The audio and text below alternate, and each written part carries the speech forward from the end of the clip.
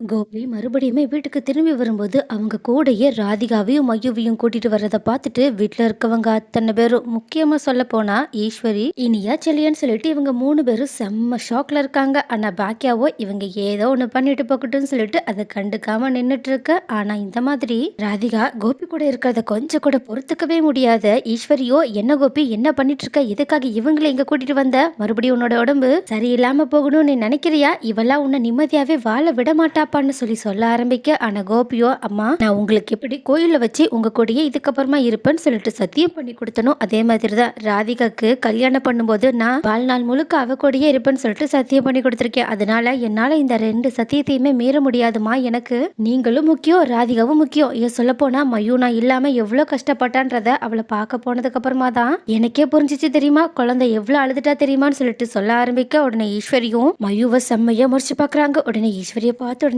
மையும் பயந்து போய் அவங்களோட அம்மா பின்னாடி ஒளிய ஆரம்பிக்க. ஆனா கோபியும் கண்டிப்பா நம்ம ஒரு விஷயத்த பண்ணா மட்டும்தான் அம்மாவை இந்த விஷயத்துல சமாளிக்க முடியும்னு சொல்லிட்டு நினைச்சு பார்த்துட்டு, அம்மா எனக்கு ரொம்பவே படபடன்னு வருதுமா அப்படின்னு சொல்லிட்டு அவங்க சோஃபால உட்கார ஆரம்பிக்க. அப்போ இதை பார்த்துட்டு ராதிகாவோ பதறி போக. ஆனா கோபியோ ராதிகா கிட்ட இதெல்லாம் நான் சும்மா ஏமாத்துறேன்னு சொல்லிட்டு சைகை மூலயமாவே புரிய வைக்க. உடனே ராதிகாவும் கோபியோட நாடகங்கள் எல்லாத்தையுமே காரணத்துல கை வச்சு பார்த்துட்டு இருக்க. பாக்கியாவுமே கோபி ஏமாத்துறாங்கன்றத புரிஞ்சுக்கிட்டு நடக்கிற நாடகத்தை நாமளும் வேடிக்கை பார்ப்போம்னு சொல்லிட்டு அமைதியா நின்றுட்டு இருக்க. ஆனா இந்த விஷயம் ஈஸ்வரிக்கு தெரியாததுனால அவங்க ரொம்பவே பதறி போறது மட்டும் இல்லாம, வா கோபி பேசாம நம்ம ஹாஸ்பிட்டலுக்கு போகலாமா, ஏன் என்னாச்சு, உனக்கு இன்னுமே ரொம்பவே உடம்புக்கு முடியாம போயிடுச்சா என்னன்னு சொல்லிட்டு பதற.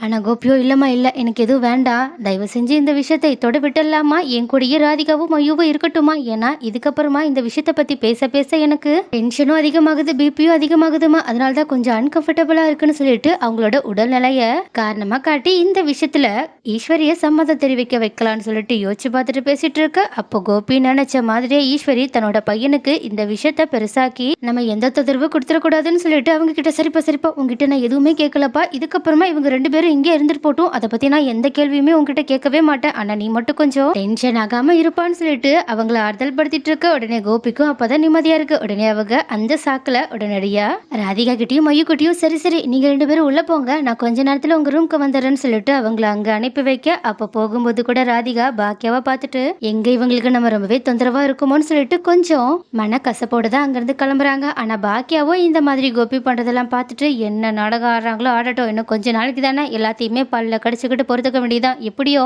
இருக்கிறதுலே ஒரே சந்தோஷம் என்னன்னா இவங்க கூட இப்ப ராதிகாவும் மையவும் இருக்காங்க. ஸோ இதுக்கப்புறமாவது அவங்க கொஞ்சம் நிம்மதியாவது இருப்பாங்கன்னு சொல்லிட்டு செல்வி கிட்ட சொல்ல. ஆனா செல்வியா, ஆமா எங்க நிம்மதியா இருக்க விடுவாங்க அவங்க அத்தை, நீங்க பாருங்க கோபி இல்லாதப்பெல்லாம் கண்டிப்பா ராதிகா கிட்ட 1 2 சொல்லி அவங்க கிட்ட பிரச்சனை வளர்த்து அவங்க இந்த வீட்டை விட்டு அனுப்பி விடாம அவங்கெல்லாம் அமைதியா இருக்க மாட்டாங்க. பாருங்க பாருங்க இன்னும் இந்த வீட்டுல நிறைய கூத்து காத்துட்டு இருக்குன்னு சொல்லிட்டு, சரிக்கா சரிக்கா எனக்கும் லேட் ஆகுது, நானும் வீட்டுக்கு கிளம்பி போறேன், நாளைக்கு வர சீக்கிரமா வரணும், ஏன்னா இங்க நடக்கிற கூத்து வேற ரொம்பவே வாரிசியமா இருக்கே, அதான் நான் சீக்கிரமா போய் தூங்க பாக்குறேன், ஏன்னா காலையில சீக்கிரம் எந்திரிக்கணும்லன்னு சொல்லிட்டு பாக்கியோட வீட்டு நிலைமையை பாக்குறதுக்காகவே சீக்கிரமா வரதை பத்தி யோசிச்சு பார்த்துட்டு செல்வி ரொம்பவே காமெடியா பேசிட்டு அங்கிருந்து கிளம்புறாங்க. ஆனா இன்னொரு பக்கம் செல்வி நினைச்ச மாதிரி ஈஸ்வரி கண்டிப்பா இவளை ரொம்ப நாள் இங்க வச்சிருக்க கூடாது, எப்படியாவது இவளை கோபியை விட்டு ஒரேடியா பிரிக்கணும், அது மட்டும் இல்லாம அதுக்கப்புறமா கோபியை நம்ம கூடயே வாழ்நாள் ஃபுல்லா வச்சிருக்கணும். சொல்ல போனா பாக்கியாவோட மனசை மாத்தி கோபியையும் பாக்கியாவையும் சேர்த்து வைக்கிறது இனிமே நம்மளோட பொறுப்புன்னு சொல்லிட்டு அவங்க அந்த மாதிரி வேற ரூட்ல பிளான் போட்டுட்டு இருக்காங்க. ஆனா கோபியோ இந்த விஷயம் எதுவுமே புரியாம, அம்மாவோட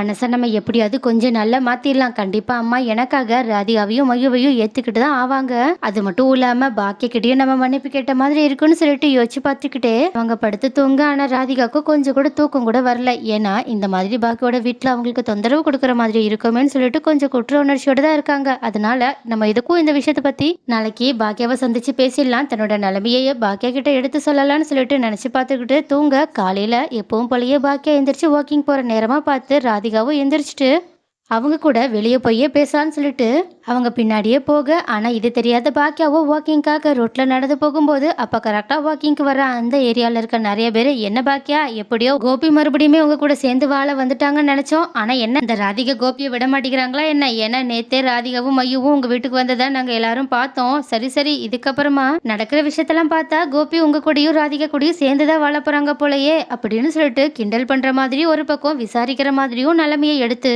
சொல்லிக்கிட்டே பாக்கியாக்காக கவலைப்படுற மாதிரி பேச. உடனே இதனால ரொம்பவே கடுப்பான பாக்கியாவும், உங்க வேலை ஏதோ அத பாருங்க. இன்னும் கொஞ்ச நாள்ல சொசைட்டி மீட்டிங் இருக்கு. அதனால அந்த மீட்டிங்க்கு எப்படி வர்றது? நீங்க எந்த தப்பு பண்ணியிருக்கீங்க? எந்த தப்பு பண்ணலன்றத யோசிச்சு பார்த்துட்டு வாங்க. ஏன்னா, உங்க மேலயே நெறைய குற்றச்சாட்டு இருக்கு. ஸோ, நீங்க அத பத்தி கொஞ்சம் யோசிச்சா நல்லாருக்கும். தேவையில்லாம அடுத்தவங்களோட குடும்ப பிரச்சனையில தலையிடுறத வச்சுக்காதீங்கன்னு சொல்லிட்டு, அங்கேருந்து கெத்தா கிளம்பி போக, அது மட்டும் இல்லாம ராதிகா என்னோட ஃப்ரெண்டு. அவங்க என்னோட வீட்ல கொஞ்ச நாள் தங்கறதுக்காக தான் வந்திருக்காங்க. அது மட்டும் இல்லாம கோபிய பொறுத்தவரைக்கும் அவங்க என்னோட ஃப்ரெண்டோட புருஷன். அவ்வளோதான் சொல்லிட்டு அங்கேருந்து கெத்தா கிளம்ப. அப்ப இத பார்த்துட்டு ராதிகாவும் அவங்க கிட்ட வந்து, "தயவு செஞ்சு என்ன மன்னிச்சிருங்க பாக்கியா. என்னால தான் உங்களுக்கு இந்த மாதிரி இந்த தெருவுல இவ்ளோ அவமானங்கள் நடக்குதுன்னு சொல்லிட்டு அவங்க கிட்ட வருத்தத்தோட சொல்ல. ஆனா பாக்கியாவோ, எதை பத்தியும் கவலைப்படாதீங்க. பேசுறவங்க பேசிக்கிட்டே தான் இருப்பாங்க. நம்ம தான் நம்மளோட வாழ்க்கையை கவனிச்சுக்கணும். நீங்க எந்த சூழ்நிலையில இங்க வந்தீங்கன்றதை என்னால நல்லாவே புரிஞ்சுக்க முடியுது. அதனால என் நிலைமையை நினைச்சுலாம் வருத்தப்படாதீங்க. சொல்ல போனா எனக்கு உங்க நிலைமையை பார்க்கும்போது தான் ரொம்பவே கஷ்டமா இருக்குன்னு சொல்லிட்டு ராதிகா சொல்லாமலே அவங்களோட நிலைமையை புரிஞ்சுக்கிட்டு அதுக்கு ஏத்த மாதிரி பேச, உடனே இதனால ரொம்பவே சந்தோஷப்பட்ட ராதிகாவும், உங்களை மாதிரி ஒரு ஃப்ரெண்டு கிடைக்க நான் ரொம்பவே கொடுத்து வச்சிருக்கணும் பாக்கியான்னு சொல்லிட்டு அவங்க கிட்ட சந்தோஷமா பேசிக்கிட்டு ரெண்டு பேருமே வாக்கிங் போயிட்டு இருக்கா. அப்போ இது எல்லாத்தையுமே கோபியுமே பார்த்து அவங்க ஒரு பக்கம் சந்தோஷப்பட்டுட்டு இருக்கா. ஆனா ஈஸ்வரியும் செம்ம கடுப்போட, இந்த பாக்கியாவுக்கு கொஞ்சம் கூட அறிவே கிடையாது. அவளோட வாழ்க்கையை கெடுத்தவ கூட இந்த மாதிரி ஃப்ரெண்ட்னு சொல்லிட்டு சுத்திக்கிட்டு இருக்கா. இந்த தெருவுல இருக்கவங்க என் பையனை பத்தி இப்படி பண்ணாங்கன்னா என்ன நினைப்பாங்கன்னு சொல்லிட்டு அப்ப கூட கோபியை பத்தி நினைச்சிட்டு இருக்கிறது மட்டும் இல்லாம பாக்கியா ரொம்ப பெரிய தப்பு பண்றதா யோசிச்சுட்டு இருக்காங்க. அது மட்டும் இல்லாம எப்படியாவது இந்த ராதிகாவை என் பையனை வீட்டை விட்டு அனுப்புற மாதிரி நான் ஏதாவது ஒரு வேலையை பார்த்தே ஆகணும்னு சொல்லிட்டு நினைச்சுக்கிட்டும் அங்கிருந்து கிளம்பி போறாங்க. ஆனா கோபியோ இன்னிமே பாக்கியாவை பத்தி அவங்களோட மனசுல ரொம்பவே உயர்ந்த எண்ணத்துல யோசிக்க ஆரம்பிக்கிறாங்க. ஆனா இன்னொரு பக்கம் வீட்டுல இருக்க மயுவோ அந்த வீட்டுல கொஞ்சம் கூட சுதந்திரமா இருக்கவே முடியாம ரொம்பவே தயக்கத்தோட இருக்கிறது மட்டும் இல்லாம அவங்களுக்கு என்னமோ எல்லாரு கூடயுமே பேசி சிரிச்சு சந்தோஷமா இருக்கணும் தான் தோணுது. ஆனா இனியாவும் செலியனும் மயுவோட முகத்தை பார்த்து பேசுற நிலைமையிலேயே கிடையாது. ஏன்னா அவங்க மயு மேலேயுமே கோவமா இருக்காங்க. ஏன்னா அவங்க கிட்ட இருந்து அவங்களோட அப்பாவை மயுவும் தான் சேர்த்து பிரிக்கிறான்னு சொல்லிட்டு நினைச்சு பார்த்துட்டு அவங்க மயுவை ரொம்பவே கஷ்டப்படுத்துற மாதிரி தான் நடந்துக்கிறாங்க. அதனால மயுவுமே ரொம்பவே கஷ்டத்தோட அமைதியா உட்கார்ந்துருக்கும் போது, ஆனா ஜெனியோ எப்பவும் போலயே ரொம்பவே மயுக்கு ஆதரவா அவங்க கூடயே இருக்காங்க. அது மட்டும் இல்லாம அவங்க கிட்ட ரொம்பவே ஹாப்பியா பேசிட்டு இருக்கிறது மட்டும் இல்லாம, நீ எதுக்கும் கவலைப்படாத, கூடிய சீக்கிரம் எல்லாமே மாறிடும். உங்களோட அப்பாவும் உங்க கூட சீக்கிரமா உங்க வீட்டுக்கு வந்துருவாங்க. அவங்களோட உடம்பு சரியாயிடுன்னு சொல்லிட்டு அவங்க கிட்ட ரொம்பவே விளையாண்டுகிட்டே பேசிட்டு இருக்கு. அதனால மயுமே கொஞ்சம் அந்த வீட்டுல கம்ஃபர்டபுளா இருக்க ஆரம்பிக்கிறாங்க. அது மட்டும் இல்லாம பாக்கியை பத்தி சொல்லவே தேவையில்ல. அவங்க மயுவை கண்ணும் கருத்துமா ரொம்பவே சந்தோஷமாவா பாத்துக்கிறாங்க. அது மட்டும் இல்லாம பாக்கியாவுக்கும் மயுவை எந்த அளவுக்கு பிடிச்சிருக்குமோ அதே மாதிரி மயுக்குமே பாக்கியாவை ரொம்பவே பிடிச்சிருக்கு. அதனால ராதிகா கிட்ட, அம்மா இந்த வீட்டுல இருக்கவங்க எல்லாம் கொஞ்சம் அப்படி இப்படி நடந்துக்கிட்டாலும் எனக்கு என்னமோ இந்த வீட்டுல முதல்ல விட கொஞ்சம் சேஞ்ச் ஆன மாதிரி தெரியுதுமான்னு சொல்லிட்டு சந்தோஷமா பேசிட்டு இருக்க. அப்ப அங்க வந்த கோபியும் இந்த மாதிரி மயு சொல்றதை கேட்டுட்டு அவங்களுமே ரொம்பவே சந்தோஷப்பட்டது மட்டும் இல்லாம, எதுக்கும் கவலைப்படாதீங்க, இதுக்கப்புறமா கண்டிப்பா இந்த வீடு இன்னுமே மாறிடும், எனக்கு அதுல முழு நம்பிக்கை இருக்குன்னு சொல்ல அப்போ கரெக்டா ஈஸ்வரியுமே வந்து, கோபி வா சாப்பிட போகலான்னு சொல்லிட்டு அவங்கள கூப்பிட, உடனே ராதிகாவும் மயுவும் கூட வர. ஆனா ஈஸ்வரி அவங்களோட மூஞ்சில அடிச்ச மாதிரி, நான் என் பையனை மட்டும் தான் சாப்பிட கூப்பிட்டேன், ஏன்னா என் பையனுக்கு நான் மட்டும் தான் சமைச்சு வச்சிருக்கேன்,